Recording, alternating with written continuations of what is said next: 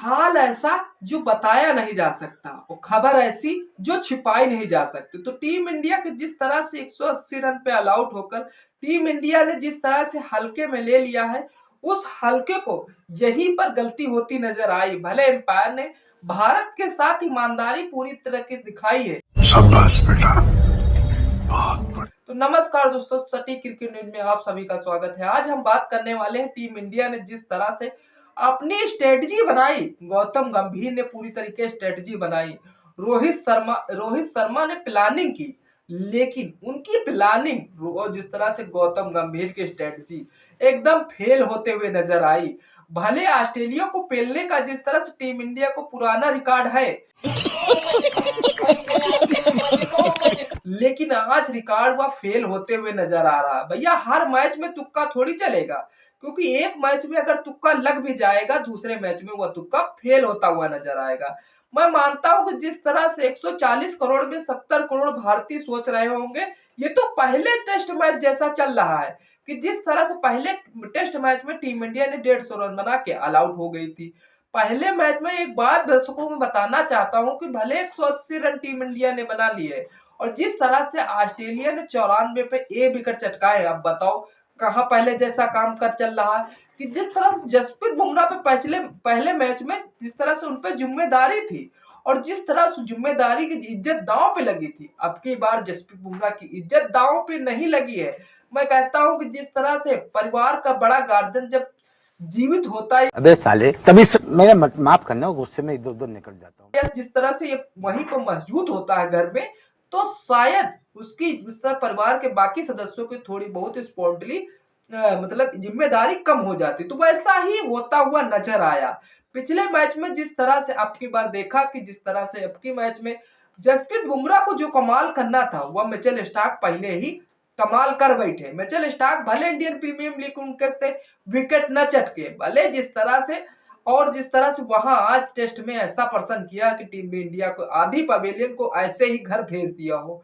जिस तरह से केएल राहुल के साथ दोस्तों दो दो जीवन दान मिले, तब भी अर्धशतक बंदा नहीं मार पाया। अरे ये तो खुदा खास्ता बनाओ कि बंदा जीरो पे नहीं आउट हुआ।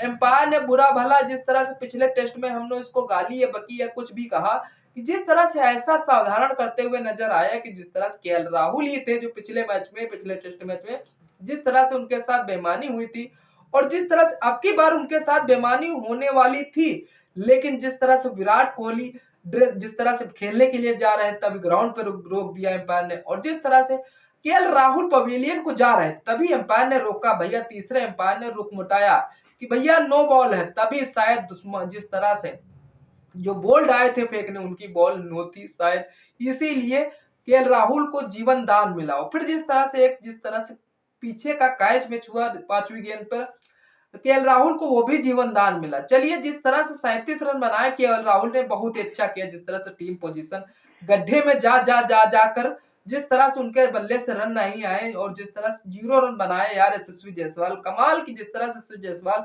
हमने कहा था भैया तुम 3:30 बजे तक खेलना, लेकिन वह 3:30 शायद वह गलत सुन लिए, वो 0 रन बना के पवेलियन ही चले गए। तो दोस्तों टीम इंडिया का अगर ऐसा ही हाल रहा तो दूसरा टेस्ट मैच हम कैसे जीतेंगे। स्ट्रेटजी बनाओ भैया गौतम गंभीर, कोई प्लानिंग करो, क्योंकि जिस तरह से जसप्रीत बुमराह के पास अब कोई जिम्मेदारी नहीं बची हुई है। शायद जसप्रीत बुमराह फ्री माइंड करके खेल रहा है, शायद इसीलिए विकेट उनके नहीं चटके जा रहे। एक जिस तरह से एक विकेट चटका था तो जिस तरह से आधे भारतीय जीवित हो गए थे, शायद ऐसा लगा था कि भारतीयों को जिस तरह से शायद अब जसप्रीत बुमराह वही जी जान डाल बैठेंगे, विकेट चटकाएंगे, लेकिन ऐसा और सिराज और रविचंद्रन अश्विन ऐसा सो रहे थे कि अब भैया जसप्रीत बुमराह ने तो एक विकेट ले ही लिया और जिस तरह से हमें इतनी मेहनत करने की क्या फायदा। लेकिन ऑस्ट्रेलिया ने जिस तरह से डे नाइट में ऐसा प्रदर्शन किया है कि जिस तरह से यार इनको उस्मान ख्वाजा को तो जसप्रीत बुमराह ने ऐसा भेजा कि बेटा जाओ तुम ड्रेसिंग रूम में आराम से आराम करो जाके, लेकिन बाकी प्लेयर जो दो आए तो शायद मुझे नाम लेने में हड़बड़ी हो रही है, उसके बावजूद ऐसा टिके रहे कि जिस तरह से 94 पे 1 है। टीम इंडिया का खेल समाप्त हो चुका था और फिर जिस तरह से उनका भी खेल चालू हो गया था ऑस्ट्रेलिया वालों को।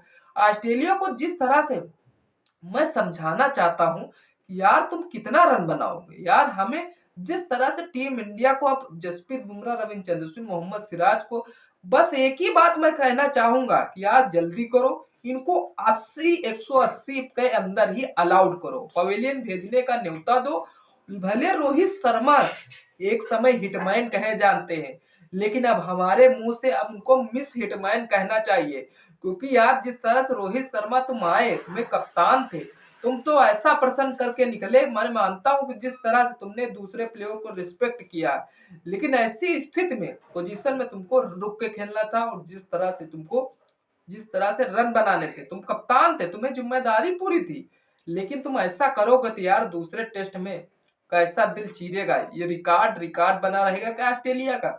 और जिस तरह से टीम इंडिया हर जगह तो झंडे गाड़ती है, क्या इस रिकॉर्ड में झंडा गाड़ के दिखाए तो हम खुशी से झूम उठेंगे। तो जिस तरह से विराट कोहली का, जिस तरह से पहले टेस्ट में जिस तरह से विराट कोहली से शतक आया, तो लोगों ने कहा कि आप विराट कोहली फॉर्म में आ चुका है। शायद फॉर्म आते ही लोगों ने जिस तरह से खूब मजे लिए, खूब तालियां बजाई, लेकिन जिस तरह से अब की बार उनके बल्ले से तो रन ही नहीं निकले, और जिस तरह से लोगों ने फिर बुराइयां चालू कर दी हैं, जिस तरह से हमारे राहुल भैया बच गए बुराइयों से। शायद एम्पायर की मेहरबानी रखूंगा कि एम्पायर ने उन्हें बचा लिया, नहीं उन्हें तो इतनी गालियां पड़ती तो शायद तीसरे टेस्ट के लिए उन्हें ड्रॉप आउट ही कर दिया जाता। तो राहुल का फॉर्म तो आ रहा धीरे धीरे वापस, क्योंकि जिस तरह से विराट कोहली और रोहित शर्मा, तो फॉर्म इनका ऐसे गड्ढा में चला जा रहा है कि दोस्तों फॉर्म हमें लगता है बोरवेल करके उन्हें निकालना पड़ेगा।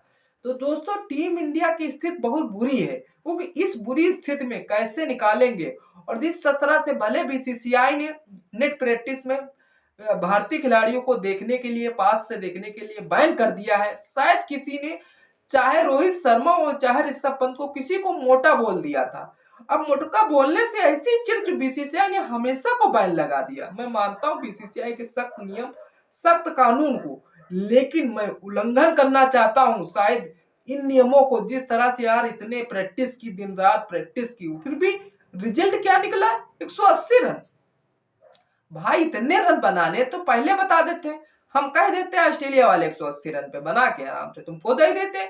लेकिन टीम इंडिया को जिस तरह से कम 280 290 का टारगेट देना था, तो शायद तब तक जिस तरह से वहां तक पहुंचते पहुंचते ऑस्ट्रेलिया की टीम 8-9 विकेट तो आराम से हो जाते हो। तब तक हमारे यशस्वी, जिस तरह से यशस्वी जायसवाल फिर फॉर्म बरकरार कर गए, पहले मैच में तो नहीं चले थे, लेकिन जिस तरह से मैं उनसे पहले कहा था कि अब दूसरे पारी में यशस्वी जायसवाल कमाल के करते हैं। पहले टेस्ट में जिस तरह से 0 पे आउट हुए थे, अब दूसरे टेस्ट में 0 पे आउट हो गए, अब दूसरे पारी में देखना होगा यशस्वी जायसवाल को कैसा प्रदर्शन करते। दोस्तों मैच का हाल बुरा है। इस हाल के बुरे हाल में जिस तरह से टीम इंडिया ने भले टॉस जीता था, टॉस जीतकर बैटिंग करने का निर्णय एकदम सही साबित होता है, तो टीम इंडिया को जिस तरह सही निर्णय साबित होते हुए अब देखना होगा कि जिस तरह से टीम इंडिया इस मुश्किल घड़ी में कैसी बाहर निकलती है।